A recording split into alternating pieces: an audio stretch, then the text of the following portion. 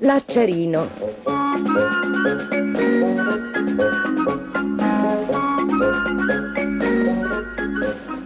C'era una volta un soldato che stava tornando a casa dalla guerra. Camminava spedito, fischiettando un motivetto, quando vide una vecchia seduta sotto una grossa quercia. «Giovanotto», lo interpellò lei, «io posso farti diventare più ricco di quanto tu non abbia mai nemmeno sognato». Al soldato si spense il fischio sulle labbra mentre si avvicinava la vecchia. Era così brutta che fu subito certo che si trattava di una strega. «Ah sì?» esclamò. «Allora dimmelo, come diventerei tanto ricco?» La vecchia strega batté le nocche sul tronco della quercia. «Questa quercia è cava», disse, «ma io sono diventata troppo vecchia e rigida per calarmici dentro. Però posso legarti una corda intorno alla vita e calare te fino alla camera segreta. Là troverai 3 porte. Dietro la prima porta c'è una cassa piena di monete di rame, sul cui coperchio siede a guardia un grosso cane. Ma non c'è motivo di spaventarsi per aprire la cassa. Tutto quello che devi fare è posare il mio grembiule sul pavimento e metterti sopra il cane». «Ma il rame non mi farà ricco», ribatté il soldato. «Cosa c'è dietro la seconda porta?»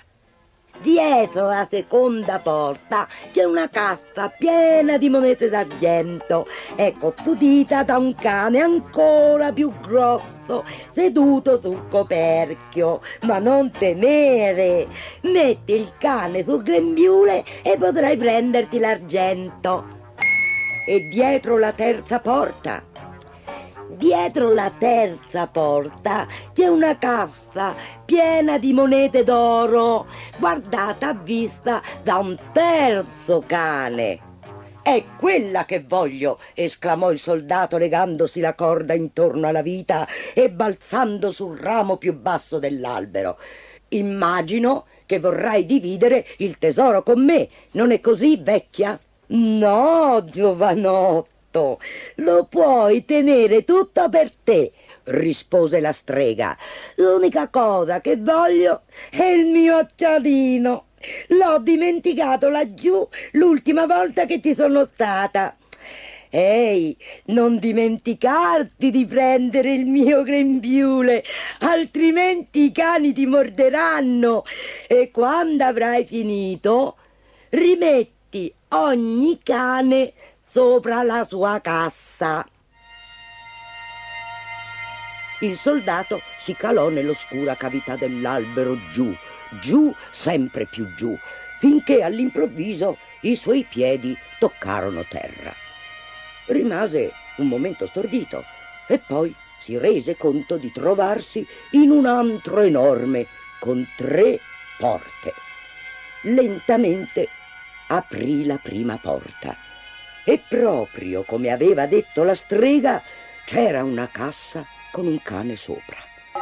«Ma guarda», esclamò il soldato, «sapevo che ci sarebbe stato un cane a guardia di ogni cassa, ma non che il primo avesse occhi grandi come piattini». Sollevò con precauzione il cane e lo appoggiò sul grembiule della strega mentre l'animale gli leccava il viso e sbatteva i suoi enormi occhi. Controllò che la cassa fosse quella piena di monete di rame e poi rimise il cane sul coperchio come prima.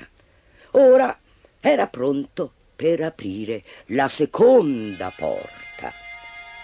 Dietro di essa c'era un'altra cassa, con sopra un cane dagli occhi grandi come scodelle. La strega non mi aveva parlato dei tuoi occhi, ansimò il soldato mentre faticava per alzare il cane dalla cassa e metterlo sul grembiule. Controllò che la cassa fosse quella piena d'argento e rimise il cane sul coperchio, affrettandosi poi verso la terza porta. Dietro la porta c'era un'altra cassa e, malgrado il soldato avesse già visto gli altri due strani cani, non poté fare a meno di emettere un grido di sorpresa. Mamma mia! La strega poteva anche avvertirmi che il terzo cane aveva occhi grandi come ruote di carro. Quell'enorme bestia aveva spaventato il soldato, che però fece appello a tutto il suo coraggio. Con grande fatica rimise il cane sul grembiule, poi alzò il coperchio della cassa ed ecco l'oro che tanto cercava. Si riempì le tasche di monete fino a non potersi quasi più muovere e così appesantito faticò duramente per rimettere il cane sul coperchio. I suoi pantaloni e la giacca erano così rigonfi d'oro che quando trovò l'acciarino della strega dovette ficcarselo sotto il berretto. Lentamente e con fatica la strega lo tirò su dalla cavità della quercia e appena i suoi piedi toccarono terra gli chiese di darle l'acciarino. «Come mai? Quest'acciarino è più prezioso per te di una cassa piena d'oro», chiese il soldato. «Dimmi il segreto dell'acciarino, altrimenti lo terrò per me». «Non lo farai! Non lo farai!» strillò la strega battendo i piedi e diventò così paonazza e gonfia di rabbia che scoppiò in 1000 pezzi, disperdendosi come un mucchio di foglie secche.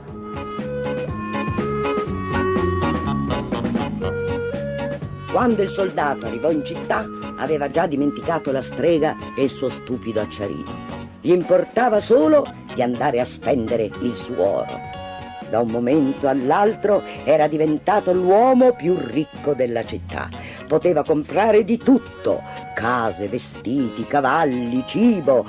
Organizzò così grandi feste, distribuendo l'oro a chiunque glielo chiedesse. Ma c'era una cosa che non poteva comprare: la possibilità di vedere la bella figlia del re. Nessuno poteva più avvicinarla dal giorno in cui un'indovina le aveva letto la mano, predicendole che avrebbe sposato un semplice soldato. «Un soldato semplice!» aveva gridato il re. «Preferirei piuttosto che non si sposasse mai!» Dopodiché l'aveva rinchiusa nel palazzo. «Un soldato semplice!» aveva strillato la regina. «I soldati sono così sporchi e rozzi e scialacquano i soldi in un modo! Vi ricordate di quel ricco soldato che arrivò qui con le tasche piene d'oro? Beh, dopo un anno non aveva più nemmeno una monetina in tasca».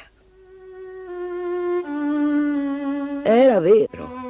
Il soldato aveva speso tutta la sua fortuna fino all'ultimo centesimo. Viveva in una soffitta e non aveva nemmeno i soldi per comprarsi una candela. In una notte fredda, mentre giaceva nell'oscurità cercando di riscaldarsi, si ricordò improvvisamente dell'acciarino della strega.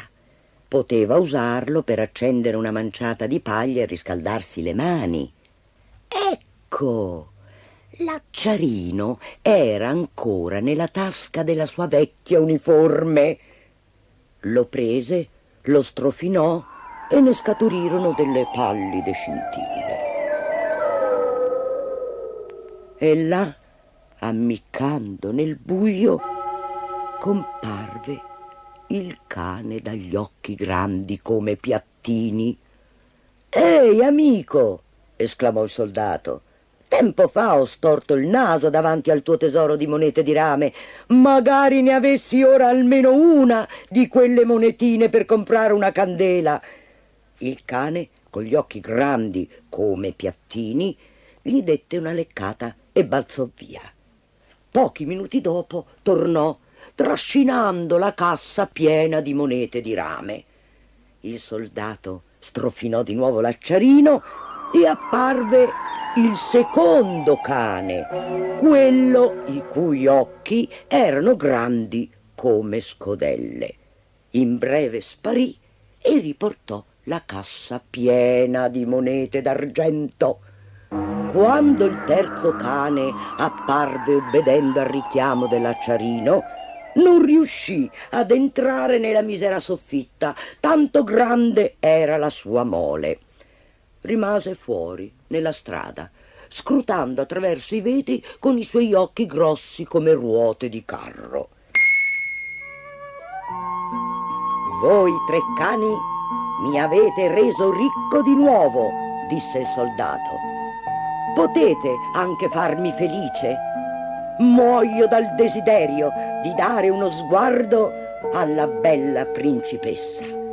Il cane più grosso sparì all'istante. Quando ritornò, portava sul dorso la principessa profondamente addormentata. «È ancora più bella di quanto immaginassi», sospirò il soldato e la baciò dolcemente. Poi il cane la riportò al palazzo. Il mattino seguente, la principessa, trasognata, raccontò al re e alla regina: «Che bel sogno ho fatto stanotte!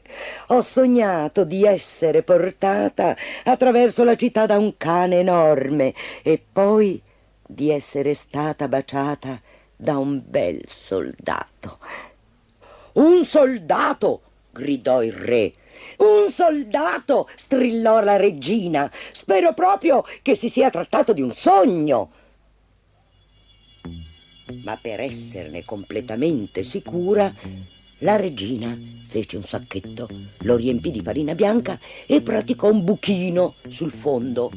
Poi, di nascosto, lo cucì alla camicia da notte della principessa.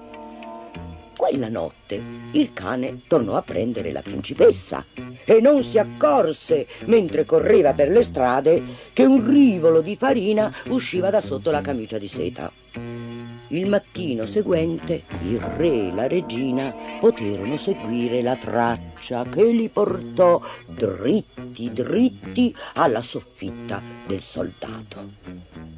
«Nessun uomo comune può vedere mia figlia e continuare a vivere», decretò il re. «Domattina morirai». E lo fece rinchiudere in prigione. All'alba una folla enorme si era riunita davanti alla prigione per assistere all'impiccagione del soldato. Mentre il boia gli passava il cappio al collo, il soldato si rivolse al re. «Posso fumare un'ultima volta la mia pipa prima di morire?» implorò.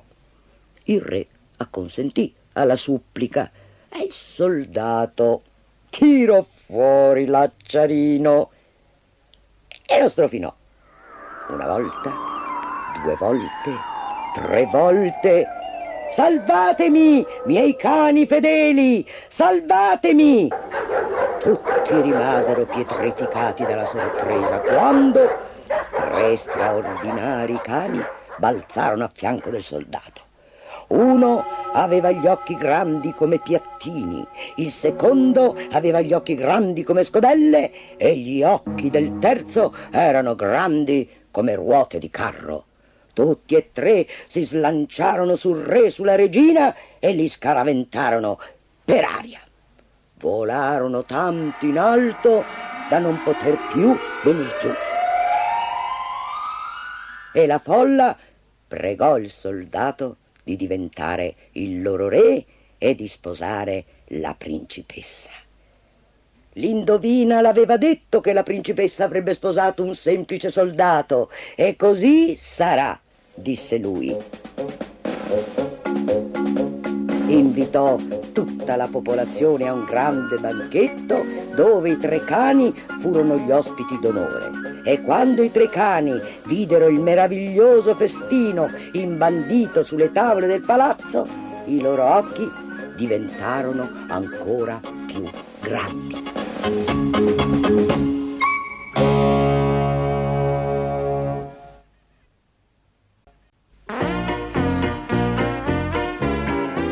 Le macchinine di Ford.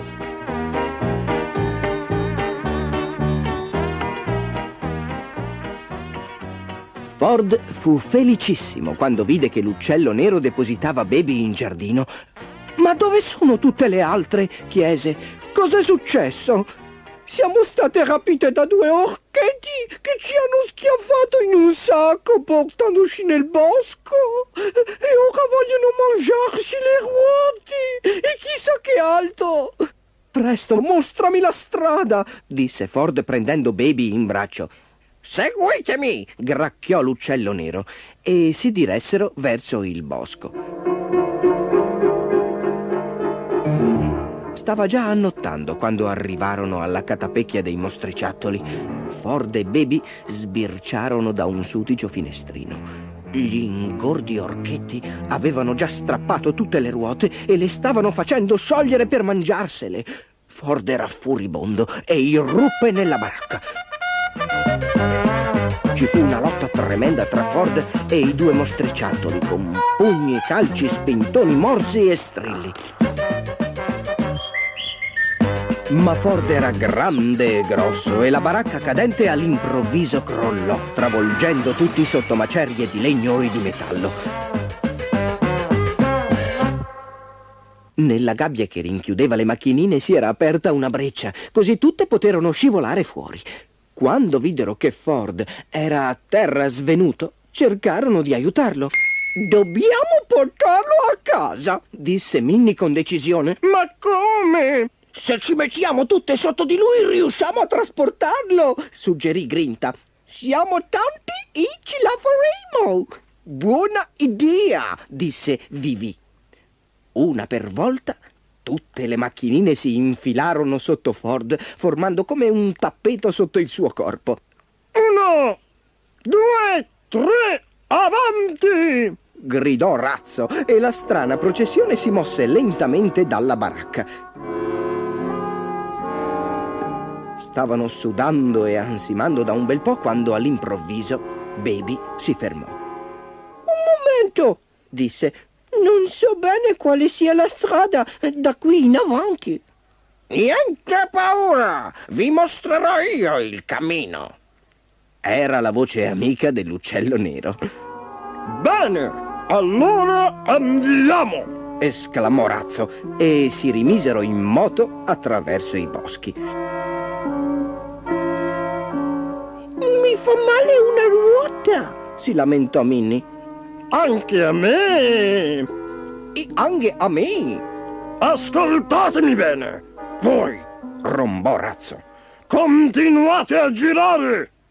Cosa credete che succederebbe se gli archi si svegliassero, eh?» Le macchine strinsero i denti e continuarono ad avanzare faticosamente. Quando infine Ford si riebbe, era sano e salvo, a parte un grosso bozzo in testa. Le macchinine gli raccontarono cosa era successo e come loro avevano salvato lui. Ford fu molto orgoglioso di loro e il giorno dopo rimise a tutte le ruote perché potessero di nuovo correre sulla pista che aveva costruito proprio per loro. E gli orchi, non furono mai più visti, nemmeno dall'uccello nero che conosceva tutti i nascondigli dei boschi.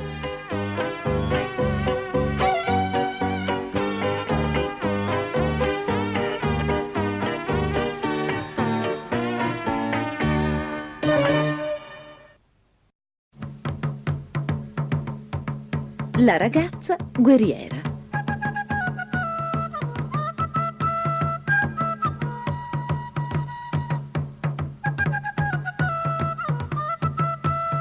Era un periodo triste quello per la tribù. Gorgu, la grande madre, era sfinita e di notte sospirava senza poter dormire. Il vecchio capo, suo marito, era morto e le aveva lasciato un mucchio di guai.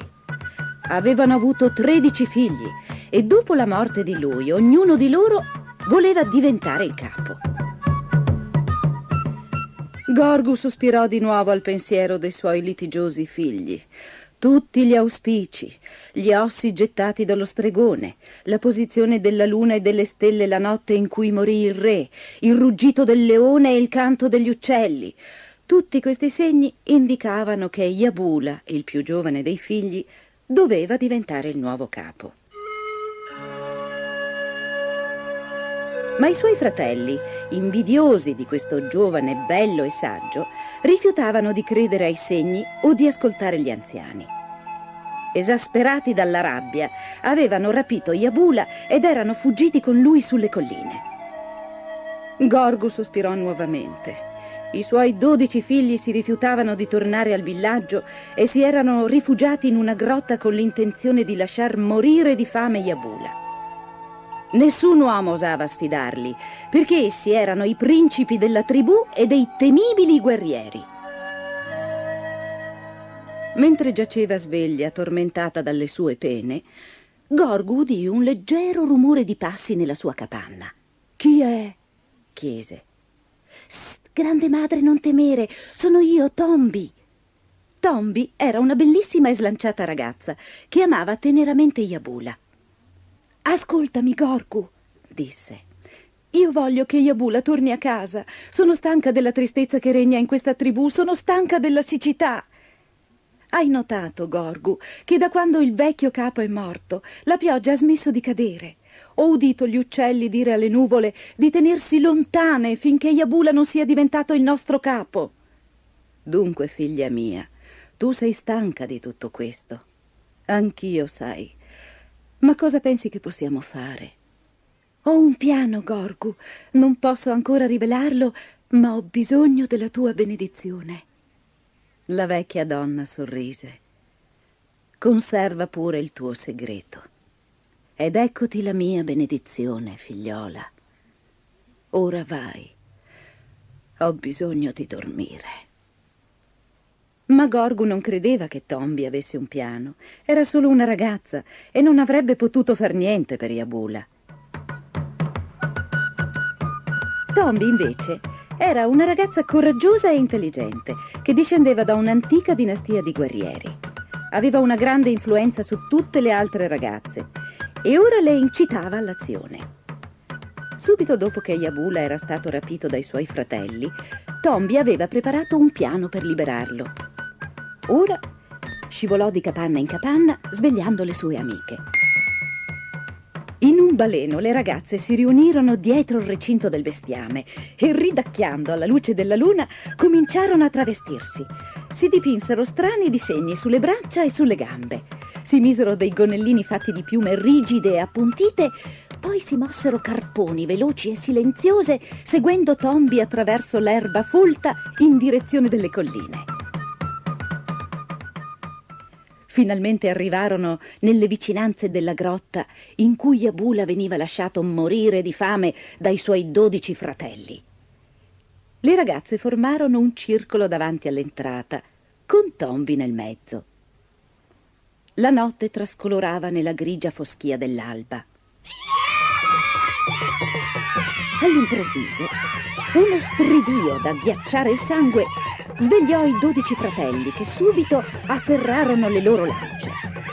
Nella foschia si udì una voce d'oltretomba. «Uscite fuori, vigliacchi! 12 uomini a guardia di un ragazzo! Venite fuori e vediamo se riuscite a tenerci testa!» «Cosa c'è?» gridò il maggiore dei fratelli. «Chi siete?» Per tutta risposta, Tombi e le altre ragazze emisero un lacerante grido di guerra. Il fratello maggiore balzò fuori dalla caverna furibondo, ma tutto quel che riuscì a vedere nell'incerta luce dell'alba furono delle facce orribili, delle ossa bianche e delle piume. Stordito e spaventato, l'uomo incitò i fratelli a raggiungerlo. Questi si spinsero verso l'apertura della grotta, nascondendosi l'uno dietro l'altro. Tombi e le ragazze ricominciarono a lanciare urla spaventose. Scuotevano i loro gonellini piumati e battevano per terra le gambe dipinte di bianco. I guerrieri emisero un gemito di terrore. Chi erano queste creature misteriose che li perseguitavano? Ma non stettero a chiederselo di nuovo e, gettate a terra le loro lance, corsero a nascondersi lontano sulle colline e non furono mai più visti. Le ragazze risero tanto da farsi venire le lacrime agli occhi. Non avevano mai visto in vita loro degli uomini così stupidi e spaventati. Poi Tombi entrò nella grotta scura e maleodorante e accarezzò teneramente la testa di Yabula. Era debolissimo per la fame, ma ancora in vita. Trionfanti, le ragazze lo trasportarono dolcemente fino alla capanna di Gorgu. Gli uccelli videro Yabula tornare alla sua tribù e incitarono le nuvole a portare la pioggia. La siccità era finita. Yabula era il nuovo capo e la coraggiosa Tombi divenne la sua sposa. E da allora in poi Gorgu dormì profondamente tutte le notti.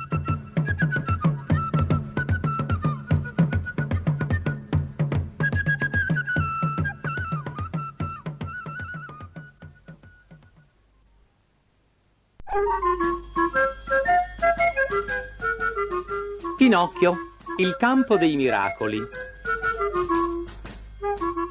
Cammina, cammina, sul far della sera, Pinocchio, il gatto e la volpe arrivarono stanchi morti all'osteria del Gambero Rosso. Si rifocillarono tutti e tre e andarono a fare un sonnellino, pregando l'oste di svegliarli a mezzanotte per continuare il loro viaggio.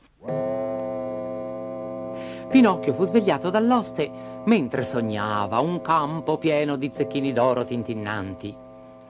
I vostri amici sono partiti 2 ore fa, chiamati per un impegno urgente.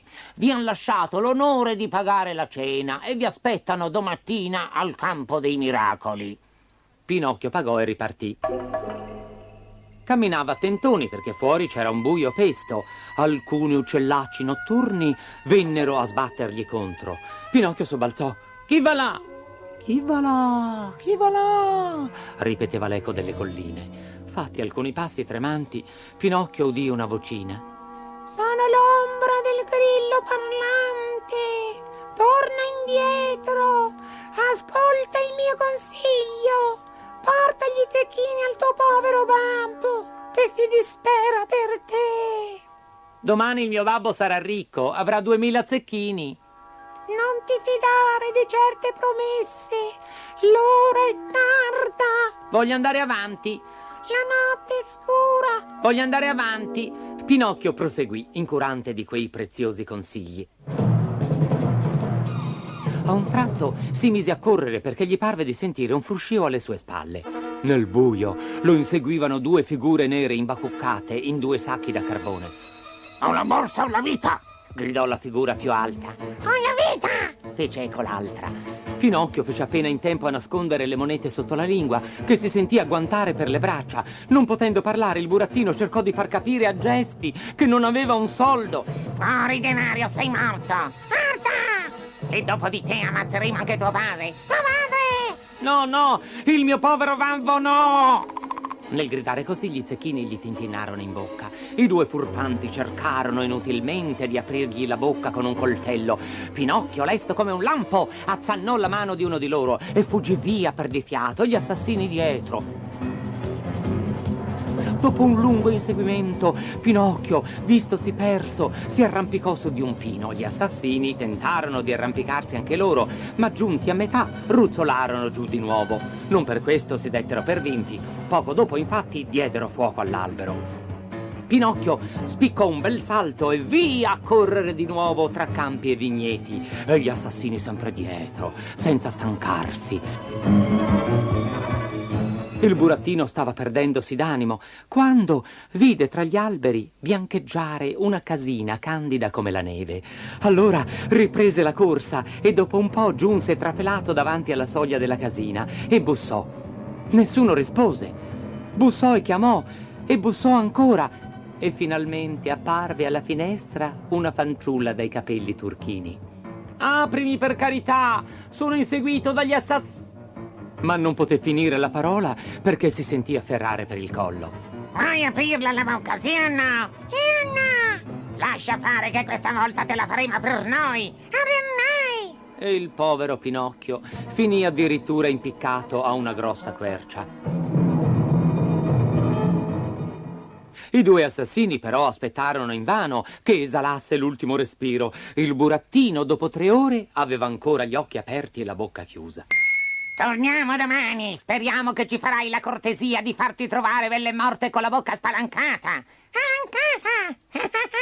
E se ne andarono. Le ore passavano e il povero Pinocchio penzolava ancora dalla quercia, più morto che vivo. Fu allora che la fanciulla dai capelli turchini, che altri non era che una buonissima fata, s'affacciò ancora alla finestra e batté per 3 volte le mani. Si udì uno sbattere d'ali e subito un grosso falco si posò sul davanzale. Cosa comandate, mia graziosa fata? Rompi col becco la corda che regge quel burattino, poi posalo delicatamente sull'erba. Il falco volò via e tornò dopo poco. Ho fatto quel che m'avete ordinato. E come l'hai trovato? Vivo o morto? Morto a vedersi, vivo a sentirsi. Appena sciolto il nodo, ha detto di star meglio. Qui ci vuole un consulto. Chiamate il corvo, la civetta e il grillo parlante, che sono dottori eminenti. E così i 3 dottori al capezzale di Pinocchio espressero il loro parere. Secondo me è morto abbastanza, disse la civetta. Per me invece, disse il corvo, dovrebbe morire ancora un po'. Fece il grillo parlante. Io quel burattino lo conosco. È una birba matricolata. A quelle parole Pinocchio si mosse. Ha piantato in asso il suo povero babbo. Pinocchio si mosse ancora, poi scoppiò in singhiozzi. è il morto in via di guarigione. O forse gli dispiace morire. Appena usciti i medici, la fata dai capelli turchini tentò invano di far prendere una sua medicina a Pinocchio. È troppo amara, non la voglio bere, no, no, no. Fu tanto cocciuto che la fata, persa la pazienza, fece entrare 4 conigli neri con una bara sulle spalle. Siamo venuti a prenderti, disse il coniglio più grosso. Oh, fata mia, spicciati per carità, dammi subito quel bicchiere perché non voglio morire. Pinocchio prese il bicchiere e bevve tutto d'un fiato. Pazienza, dissero i conigli, abbiamo fatto un viaggio a vuoto.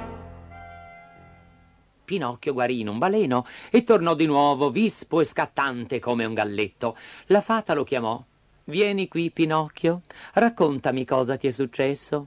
Dunque, il burattinaio Mangiafuoco mi regalò 5 monete d'oro per il babbo. Mentre tornavo a casa incontrai il gatto e la volpe, 2 persone per bene, che mi dissero...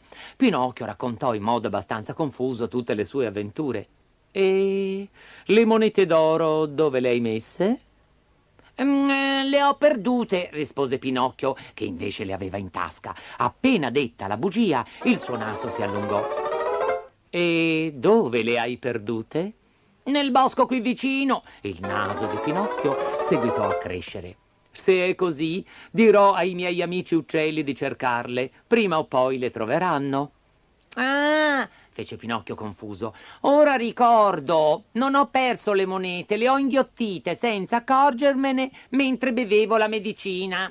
A questa terza bugia il naso gli si allungò così tanto che il povero Pinocchio non poteva più girarsi da nessuna parte. La fata lo guardava e rideva. Le bugie, ragazzo mio, si riconoscono subito. Vi sono quelle con le gambe corte e quelle col naso lungo. Le tue, come vedi, sono di quelle col naso lungo. La fata, per castigo, lasciò il burattino ancora un po' in quello stato. Poi, vedendolo disperato e pentito, fece entrare dalla finestra migliaia di picchi. Questi uccelli beccarono quel nasone spropositato a gran velocità, fino a ridurlo alla sua grandezza naturale. Pinocchio baciò riconoscente la fata, che gli fece 1000 raccomandazioni quando lui volle riprendere la strada di casa. Cammina, cammina, a un tratto apparvero sulla strada del bosco, indovinate chi? Il gatto e la volpe. Caro Pinocchio, come mai sei qui? Come mai sei qui? È una una storia lunga. L'altra notte gli assassini volevano rubarmi le mie monete. Ah, povero amico. Pinocchio si accorse che il gatto zoppicava. Cosa hai fatto alla zampa? Nulla. Va il modesto lui. Figurati che l'ha data da mangiare a un povero vecchio lupo affamato. Oh, se tutti i gatti fossero come te, fortunati topi, disse Pinocchio. Senti, perché non semini le tue monete d'oro nel campo dei miracoli? Domani sarebbero 2000. 2000! Beh, oggi è impossibile, devo andare dal mio babbo.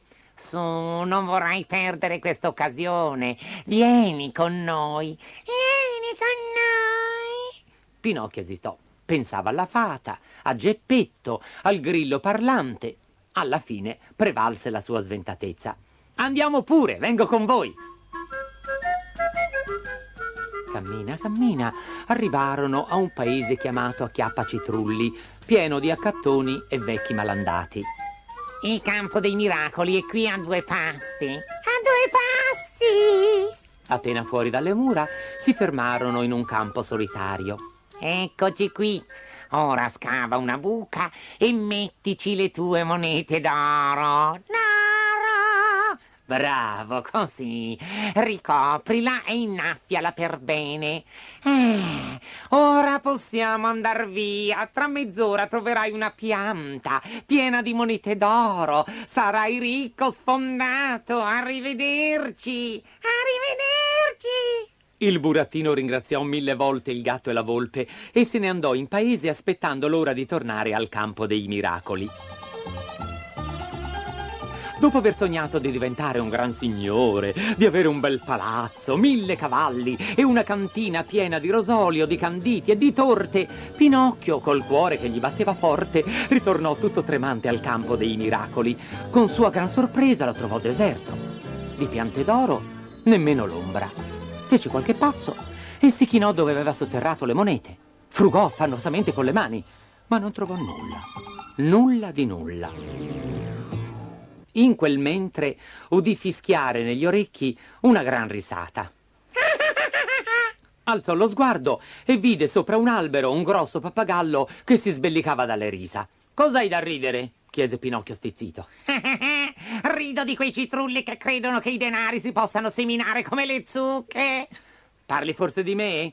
Proprio di te, povero Pinocchio. Sappi che durante la tua assenza il gatto e la volpe sono tornati, si sono presi le monete d'oro e sono fuggiti come il vento.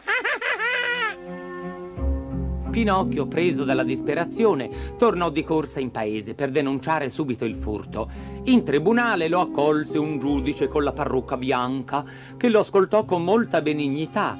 Si intenerì e si commosse al racconto, tanto che gli si appannarono gli occhialini. Poi allungò una mano e suonò il campanello. Comparvero subito 2 cani mastini vestiti da gendarmi. Questo povero diavolo è stato derubato. Pigliatelo dunque e mettetelo subito in prigione. Il burattino, sentendosi dare questa sentenza tra capo e collo, rimase di stucco e voleva protestare, ma i gendarmi, a scanso di perditempi inutili, gli tapparono la bocca e lo condussero in gattabuia.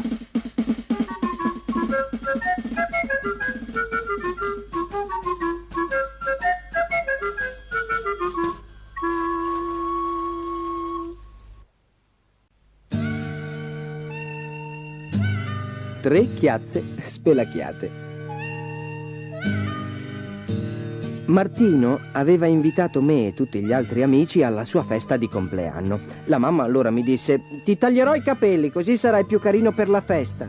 Non tagliarmeli troppo, la pregai. Ma se sono lunghissimi, tagliò corto lei sforbiciando. Quando mi guardai nello specchio mi accorsi che me li aveva tagliati troppissimo e c'erano 3 chiazze spelacchiate sulla mia testa. In queste condizioni non mi riuscirà certo di divertirmi alla festa di Martino, pensai. Coprii le chiazze spelacchiate col mio cappello da cowboy e uscii a giocare. Com'è che porti il cappello? Chiese Gigi. Perché mi va, risposi. Ma fa caldo, rincarò Diana. Ti suderà la testa. Sudare fa un gran bene alla testa, fa crescere i capelli più in fretta. Non lo sai? Noi stavamo andando a comprare un regalo di compleanno per Martino, disse Diana. Vieni con noi? Va bene. Ma fra me pensavo, io forse non ci andrò alla festa di Martino con queste 3 chiazze spelacchiate e con il cappello da cowboy in testa.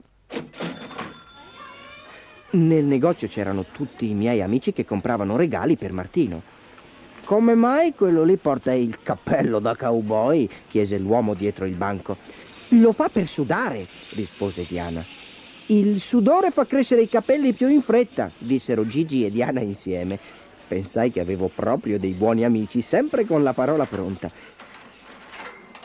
Non mi tolsi il cappello nemmeno a scuola.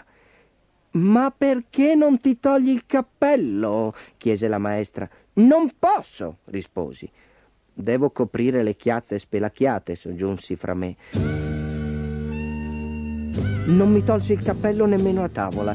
Il babbo disse: togliti il cappello quando sei a tavola.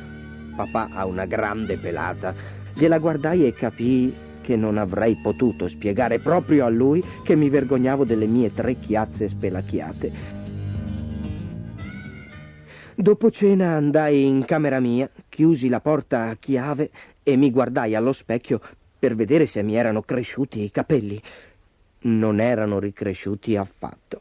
Se vado a letto col cappello, pensai, la testa mi suderà tutta la notte e magari i capelli cresceranno. Come prima cosa, al mattino, mi guardai allo specchio. Le 3 chiazze erano sempre lì. Gigi e Diana vennero a prendermi a casa. Sei pronto per la festa? Chiese Gigi. Sì, risposi, ma non mi divertirò. Hai intenzione di venire con quel cappello da cowboy? Mi chiese Diana. Sì? E pensai fra me, nessuno va a una festa di compleanno con 3 chiazze spelacchiate in testa. Ci incamminammo tutti insieme verso la casa di Martino, ognuno col proprio regalo. Io in più avevo le mie 3 chiazze spelacchiate. Quando suonammo il campanello, la mamma di Martino venne ad aprirci. Era molto in collera. Gli altri ragazzi sono già arrivati, ma Martino non vuole uscire dalla sua stanza. Andai di sopra e infilai la testa nella stanza di Martino. Il mio amico si stava guardando allo specchio e piangeva. Non vieni alla tua festa? Gli chiesi. No, mi rispose lui, perché sono ridicolo. Martino era vestito di tutto punto e a me sembrava perfettamente a posto. A me non sembri ridicolo. La mamma mi ha tagliato i capelli. Mi ha fatto un sacco di chiazze qua e là. Piagnucolò Martino. Lo guardai più da vicino ed era vero. Martino aveva anche lui delle chiazze spelacchiate. La mamma di Martino è proprio come la mia. Anche a lei capita di sforbiciare troppo.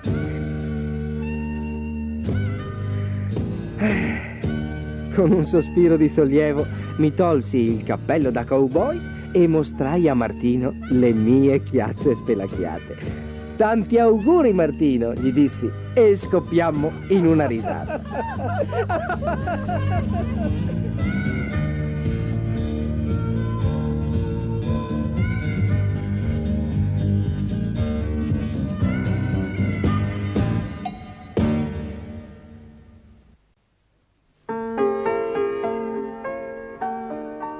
Il brutto anatroccolo.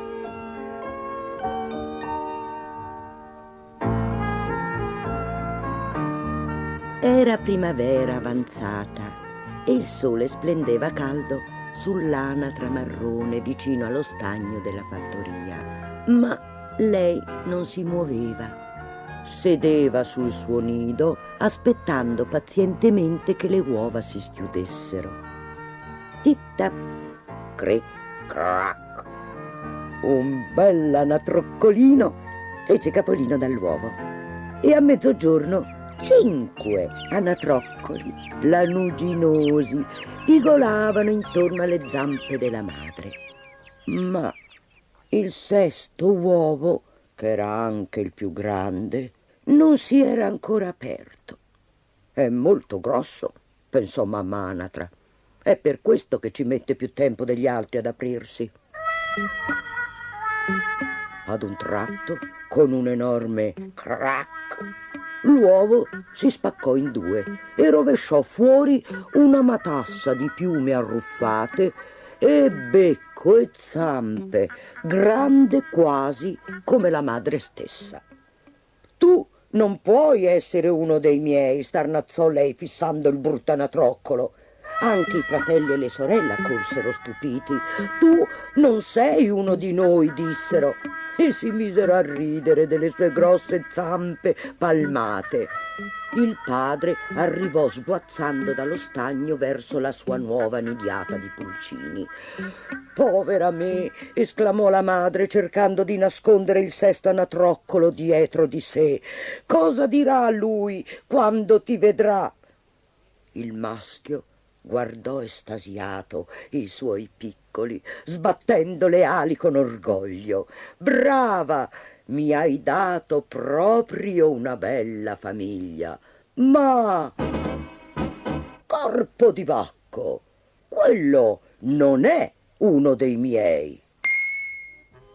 Il brutto anatroccolo veniva avanti inciampando, tendendogli amorosamente le sue alucce, ma l'anatra maschio gli girò le spalle e se ne andò via, scuotendo la testa in segno di disapprovazione.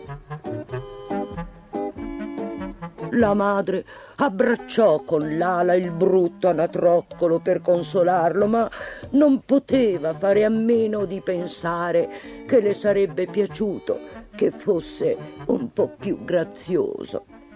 Forse sarà intelligente, si consolò.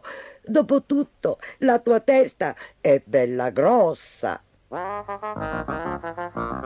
I polli della fattoria si fecero avanti, chiocciando intorno ai neonati dell'anatra. Oh, che carini, schiamazzavano! Ma cos'è quello? Hai covato un tacchino, mia cara? Scaccialo subito! Co. Sì, mamma, è un tacchino! Starnazzavano gli altri anatroccoli prendendosi gioco del loro goffo brutto fratello. È un tacchinaccio! No, che non lo è! Strillò la madre tagliando corto. Andremo subito a fare una nuotata nello stagno e vedrete. I tacchini non sanno nuotare. Infatti, il brutto anatroccolo non era un tacchino. Nuotava come i suoi fratelli e sorelle, anzi più veloce, dato che le sue zampe erano così grandi. Intanto tutti gli animali della fattoria si erano riuniti intorno allo stagno e facevano dei commenti proprio antipatici. Una lacrima colò lungo il becco del brutto anatroccolo, che nuotò fino all'angolo estremo dello stagno, desiderando di non essere mai nato. Un giorno i bambini della fattoria vennero allo stagno a dar da mangiare agli anatroccoli. Mentre stavano gettando dei pezzetti di pane nell'acqua, dei grandi uccelli bianchi dal lungo collo passarono volando sopra di loro. I cigni se ne stanno andando, gridarono. Oh, come sono belli! Poi videro il brutto anatroccolo e cominciarono a ridere. Scommetto che diventerà bello grosso e che ce lo mangeremo a Natale. Acchiappiamolo e mostriamolo alla mamma. Battevano l'acqua con le mani e spaventarono a morte il brutto anatroccolo, che fuggì via dal laghetto verso i campi fino alle rive del grande fiume. Rimase nascosto tra le canne giorno e notte, anche quando fece tanto freddo. Infine la primavera arrivò. Il brutto anatroccolo si avventurò sul fiume impetuoso, con la testa infossata fra le spalle. Si aspettava che da un momento all'altro qualcuno dicesse: «Cos'è quello?» oppure «Ecco il figlio dell'anatra, sai, quel suo figlio brutto». Ma all'improvviso i grandi uccelli bianchi che aveva già visto una volta volarono sopra di lui e si tuffarono nel fiume, fendendo l'acqua con i loro petti candidi. La loro bellezza era tale che il povero anatroccolo non poté sopportarla. Uscì dal fiume e zampettò verso lo stagno della fattoria. Mentre si avvicinava allo stagno, vide i suoi fratelli e le sue sorelle. Ormai erano quasi delle anatre adulte. Lo osservarono con stupore mentre passava dal cancello della fattoria. «Mamma, mamma!» starnazzarono con il becco spalancato. La mamma e il babbo stavano a coda in su nello stagno in cerca di cibo. La madre alzò la testa lasciandosi scappare un verme saporito. «Guarda, babbo, io credo che sia il nostro brutto figlio quello!» In quel momento i bambini della fattoria stavano uscendo di casa per andare a giocare. Videro il brutto anatroccolo, si fermarono di colpo ed esclamarono: «Guarda, che bel cigno!» Raggiunta la riva dello stagno, l'anatroccolo guardò il suo riflesso nell'acqua e vide un lungo collo candido e una delicata testa bianca. «Sono un cigno!» gridò aprendo il suo elegante becco. «Un cigno!» Con sua grande sorpresa e gioia batté le candide ali e si librò in volo, planando e veleggiando con il collo teso verso il fiume e verso la sua vera famiglia, quella dei cigni. E tutti dissero che era il più bel cigno che si fosse mai visto.